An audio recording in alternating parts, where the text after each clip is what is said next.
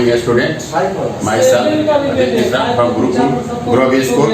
आज हम लोग क्लास 7 का ना लेसन 2 ज्योग्राफी में पढ़ने जा रहे हैं। यह है process changing the face of the earth. मैंने वैसी प्रक्रिया के बारे में जो अर्थ के फेस को जो है ना बदलते हैं। इसमें आज हम लोग पढ़ेंगे वो अब है एक्सटर्नल प्रोसेस।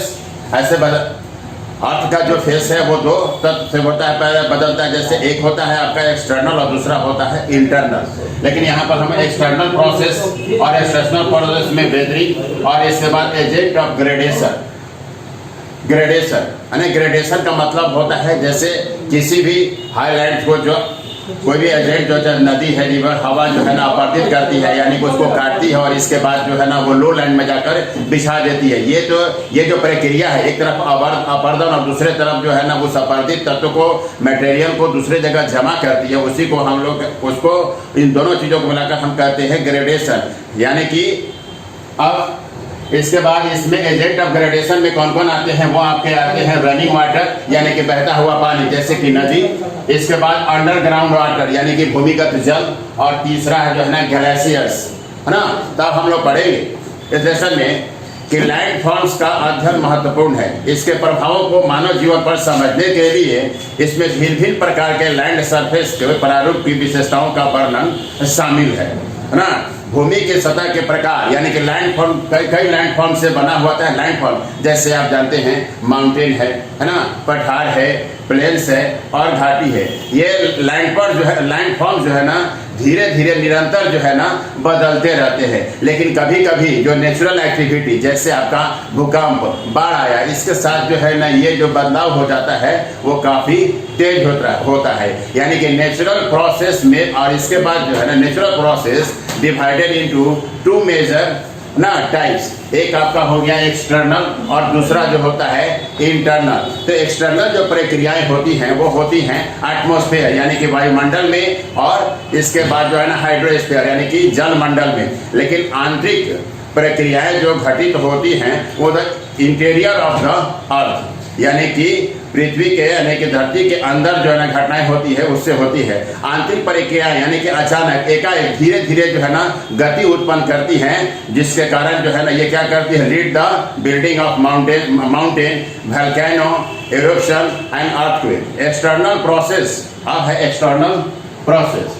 तो एक्सटर्नल प्रोसेस यानी कि बाहरी प्रक्रिया, बाहरी तत्वों का जो है ना external process act on the rocks exposed to the surface of the land। मौसम यानी कि जो वेदर में जो परिवर्तन होता है उसका भी प्रभाव जो है ना चट्टानों पर पड़ता है। इससे वो जो है ना पतित होते हैं और छोटे छोटे कण यानी कि टुकड़े में टूट जाते हैं। और ये जो कण जो होता है ट्रांसपोर्टेड बाई मूविंग एजेंट, और ये जो घिसे हुए अपरदित जो तत्व होते हैं वो जो है नदी और हवा के द्वारा एक स्थान से जो है ना दूसरे स्थान पर ले जाते हैं, यानी कि ऊंचे स्थान से जो है ना लो लैंड की ओर ले जाते हैं।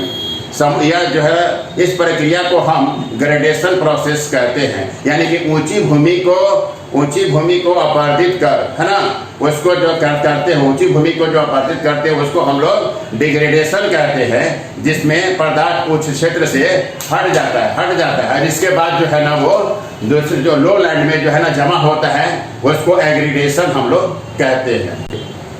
तो इसके बाद जहाँ लो लैंड में जमा करते हैं उसको हम लोग एग्रीडेशन कहते हैं। तो एग्रीडेशन यानी इसमें जो है ना भूमि की परत जो है ना सतह के ऊपर उठ जाती है, क्योंकि परत दर परत ये जो है ना अपरदित जो तत्व होते हैं आकर सतह पर जमा होते हैं, इसलिए परत जो है कि नहीं ऊपर उठ जाती है इस प्रक्रिया से। किससे? एग्रीडेशन से। यानी कि ग्रेडेशन प्रोसेस में 2 चीजें होती है। एक होता है डिग्रेडेशन यानी कि हाईलैंड का अपरदन होता है, और अपरदित जो मटेरियल यानी कि पदार्थ होते हैं वो लो लैंड में जमा होते हैं, जिसको हम एग्रीडेशन कहते हैं। एक तरफ घटता है और दूसरी तरफ जो जमा करता है तो सतह जो है ना ऊपर की ओर उठता है। अब हम पढ़ेंगे वेदरिंग है ना। इस प्रक्रिया से रॉक का सतह छोटे छोटे टुकड़ों में टूटता है, और रॉक जो टूटते हैं जब वेदर फेनोमेना जैसे कि तापमान में बदलाव, आर्द्रता तथा प्रेसिपिटेशन में इसके कारण जो है चट्टान उसी स्थान पर टूटते हैं जहां वे रहते हैं। वेदरिंग के प्रभाव से जो कण वेदर होते हैं उनका सतह पर एक आवरण जो है ना बन जाता है, और ये परत जो है ना प्रोटेक्ट करते हैं, यानी कि बचाते हैं किसके, अपने नीचे जो उनके जो है ना नीचे जो है ना लेयर होते हैं चट्टानों को अपरदित होने से बचाते हैं। इसके बाद जो है ना वेदरिंग मूलतः जो है ना एक प्रक्रिया है मिट्टी निर्माण का, यानी कि वेदरिंग जो है ना यूज होता है the soil formation, is the method of soil formation. इसमें जो है ना रासायनिक है ना और जैविक दोनों क्रियाएं होती हैं। अब इसके बाद हम पढ़ेंगे एजेंट ऑफ ग्रेडेशन कि एजेंट ऑफ ग्रेडेशन यानी कि वो माने अभिकर्ता, वो करने वाले कारक कौन है, ग्रेडेशन को करने वाले, जिसमें कि जो मटेरियल जो है ना हाई लैंड से अपरदित होते हैं और लो लैंड में जमा होते हैं, उसको करने वाले कौन है। तो अपरदित कण संचरित होते हैं किसके द्वारा, नदी के द्वारा, ग्लेशियर के द्वारा, हवा में और लहर के द्वारा। ये ग्रेडेशन के agent aided by force of gravity, ये जुड़े हुए रहते हैं, किसके जुड़े होते हैं, गुरुत्वाकर्षण बल के कारण। अब हम इसके बाद आगे पढ़ेंगे वो है रनिंग वाटर, यानी कि बहता पानी, है ना।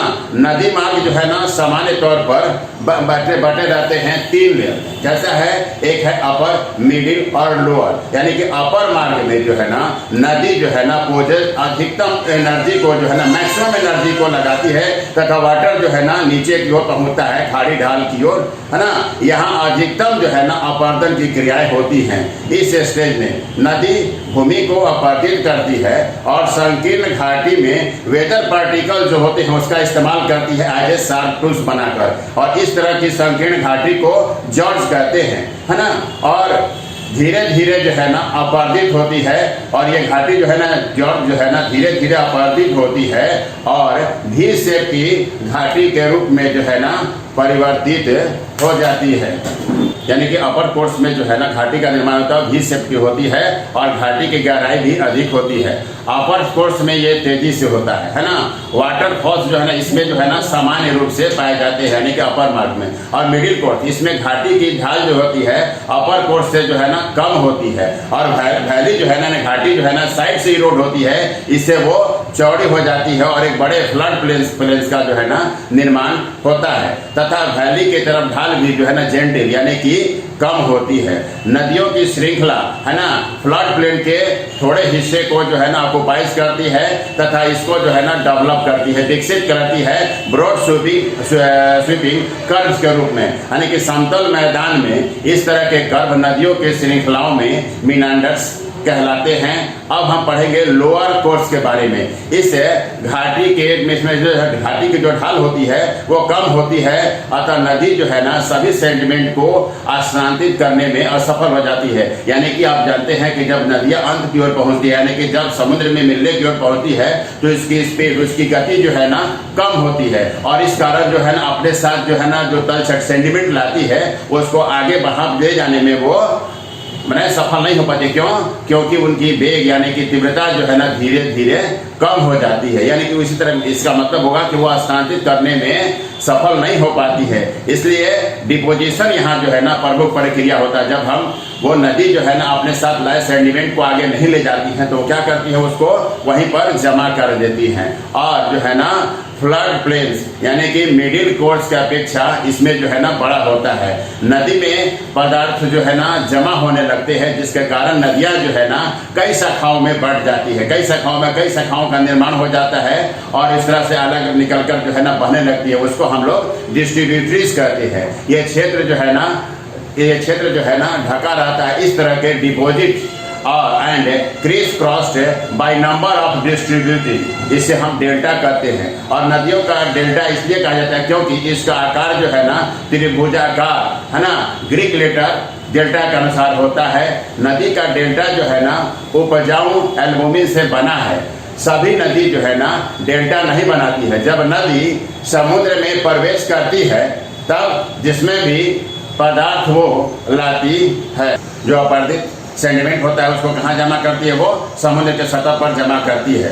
जब लोड का संचरण नदी मार्ग से होता है तो मिट्टी का अपरदन भी प्रमुख हो जाता है। ये सबसे अधिक तीव्र जो होता है ना अपर कोर्स में होता है, जिसमें ढाल जो है ना खड़ी होती है और पदार्थों को वो जो है ना लोअर उसको जमा करती है, और लोअर कोर्स में जो है ना यह ढाल जो है ना कम होती है, तथा मिडिल कोर्स में ना तो यह अपरदन और ही डिपोजिशन प्रमुख नहीं होता है। अब हम पढ़ेंगे अंडरग्राउंड वाटर यानी कि भूमिगत जल। जब वर्षा होती है तो जल जो है ना झील और तालाब में जमा हो जाता है। तथा ढलानों से बहकर यह जमीन पर आती है, तो यह स्ट्रीम और नदी का निर्माण करती है। इसके अलावा जल जो है ना छोटे छोटे छिद्रों से जो है ना नीचे जाता है और वहाँ जमा हो जाता है, उसे हम जो है ना अंडरग्राउंड वाटर कहते हैं। यानी कहने का मतलब है कि जब वर्षा होती है, बरसात के दिनों में वर्षा होती है, तो अर्थ क्रस्ट में यानी कि पृथ्वी पर जो है ना वो टीनी पोर होते हैं, यानी कि छोटे छोटे छिद्र होते हैं, उसी छिद्रों से जो है ना पानी जो है ना स्वीपेज होकर जो है ना नीचे की ओर जाता है और वहीं पर एक्युमुलेट होता है, जमा हो जाता है, जिसको हम लोग कहते हैं अंडरग्राउंड वाटर। तो पानी का रिसाव जो है ना जमीन के नीचे निर्भर करता है कि मिट्टी एवं चट्टान का स्वरूप जो है ना कैसा है ना। पानी का रिसाव और हमेशा जो है ना निरंतर होते रहता है। इस क्षेत्र में जितने भी चट्टानों में होते हैं, सभी सतह जो है कि नहीं वो भरे रहते हैं। भूमिगत जल जो है ना पुनः उपस्थित होता है सतह पर थ्रू स्प्रिंग, और ये सामान्य तौर पर पाए जाते हैं चट्टानों में, है ना। और ये सामान्य तौर पर अधिक पाए जाते हैं तराई क्षेत्र में, कुछ स्प्रिंग में जो है ना पाए जाते हैं। अब हम पढ़ेंगे क्या ग्लेशियर के बारे में। तो ग्लेशियर क्या है? तो ग्लेशियर आर मूविंग, है ना, masses of ice and snow. Glacier जो है ना दो प्रकार के होते हैं। ग्लेशियर जो है ना दो टाइप के होते हैं, प्रकार के होते हैं, कॉन्टिनेंटल ग्लेशियर और एक होता है वैली ग्लेशियर। यानी कि ग्लेशियर जो है ना परमानेंट उस क्षेत्र में पाया जाता है जो क्षेत्र जो है ना अस्थायी तौर पर जो है ना बर्फ से जो है ना ढका रहता है। उदाहरण के तौर पर आप ले सकते हैं ध्रुवीय क्षेत्र एवं ऊंची पर्वत श्रृंखला, वैसे क्षेत्र जो हमेशा जो है ना बर्फ से ढका रहता है। इसके ऊपर की ऊंचाई को जो है ना स्नो लाइन कहते हैं। स्नो लाइन तकरीबन होता है 5500 मीटर जो है ना से ऊपर, है ना, इक्वेटर रीजन। और इसके बाद जैसे ही हम इक्वेटर से दूर होते हैं तो ये जो है ना कम होते जाता है। ध्रुवीय क्षेत्रों में समुद्र सतह पर जो है ना अस्थायी रूप से स्नो फील्ड ऑकर होती है। ग्लेशियर जैसा कि मैंने अभी पहले बताया कि दो प्रकार का होता है, कॉन्टिनेंटल ग्लेशियर और वैली ग्लेशियर। तो कॉन्टिनेंटल ग्लेशियर पाया जाता है ध्रुवीय क्षेत्रों में, और वो जो है ना बड़े भागों को, यानी कहने का मतलब ये हजारों किलोमीटर तक जो है ना ये फैला होता है। ये बर्फ की चादर यानी कि लैंड सरफेस को ढके रहती है। इस तरह के ग्लेशियर काफी जो है ना तकरीबन जो है ना 1 मिलियन पहले जो है ना 1 मिलियन पहले पाए जाते हैं। पर्वत श्रृंखलाओं के शिखर से घाटी के सहारे ये जो है ना नीचे आते हैं। बर्फ के बड़े बड़े शिला जो है ना धीरे धीरे जो है ना बढ़ते, औसतन गति जो है ना इसकी जो है ना एक दिन में कुछ ही मीटर होती है। वैली ग्लेशियर जो होता है सामान्य तौर पर छोटा होता है और तकरीबन जो है ना 100 किलोमीटर से ये लंबा नहीं होता है। ये अपने किनारे इसके पिघलते रहते हैं, जिससे जो है ना नदी का जो है ना उत्पन्न होती है ना। इसका आयतन जो है ना घाटी के आयतन से कभी कभी काफी बड़ा हो जाता है, क्योंकि आप जानते हैं कि वाटर के वॉल्यूम से जो है ना आइस का जो है ना वॉल्यूम अधिक हो जाता है। और इसी के कारण जो है कि नहीं, इसी के कारण जो है इसमें जो अपरदन होता है उसके कारण वी शेप घाटी जो है ना यू शेप घाटी में बदल जाती है। Thank you.